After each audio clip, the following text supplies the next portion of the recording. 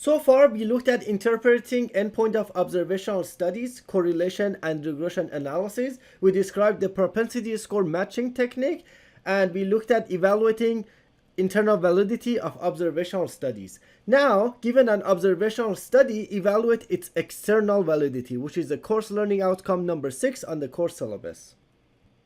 So once we evaluate a study's internal validity, then we look at the results. If the results are statistically significant, the question is the difference a true positive or is it a false positive? And if it is a false positive, we call it a type 1 error, and we set alpha to 5%. So at most, we tolerate 5% type 1 error. So we say that it's unlikely to be a type 1 error if we actually find a statistically significant difference. Now, if we do not find a statistically significant difference, meaning the p-value will be greater than alpha, then the results are negative. Now the question is it truly a negative result or is it a false negative? And false negative, we call it a type 2 error. And we have beta to, for type 2 error. So typically we set beta as at 0.2 or 20%, meaning that we can tolerate up to 20% of type 2 error.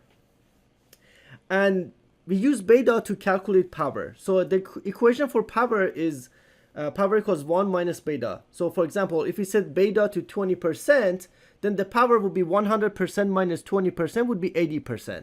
And then we use the power to calculate how many patients we need in the study. So we do sample size calculation. So if the study does not find the difference between the two groups, so if the results are negative, we look at the power. So if the study is actually powered, we can say that it is unlikely to be a type 2 error. So therefore, there is no statistically significant difference between the two groups.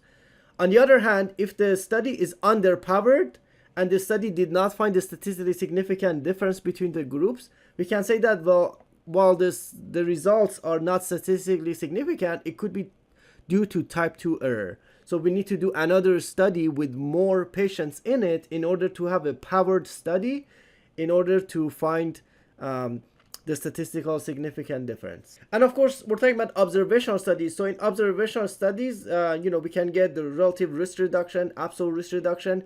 We can calculate number needed to treat as long as the results are statistically significant and the outcomes are clinical, not surrogate.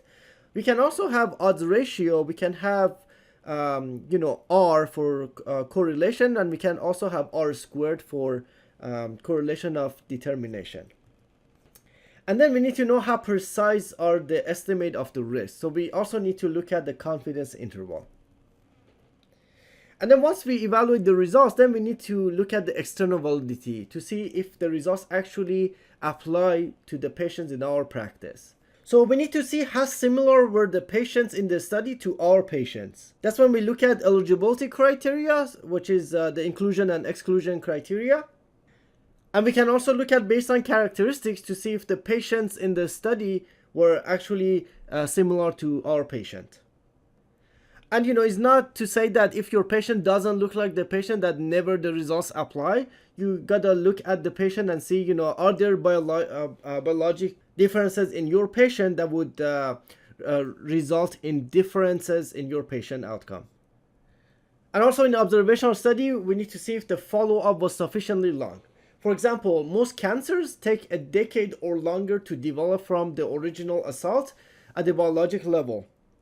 If an observational study question is whether a specific exposure, let's say industrial chemical, is related to a subsequent cancer, one would not expect cancer detected in the first few years to reflect any of the effect of the exposure under question. So that kind of study would require, decades of follow-up in order to find that harm.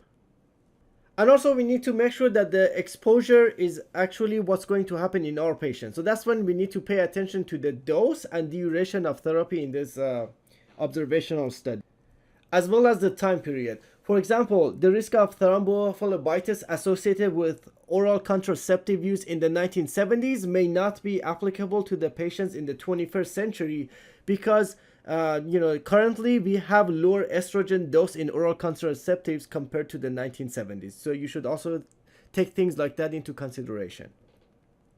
And of course, when you want to see if the results are clinically significant, you need to take into account the magnitude of the risk.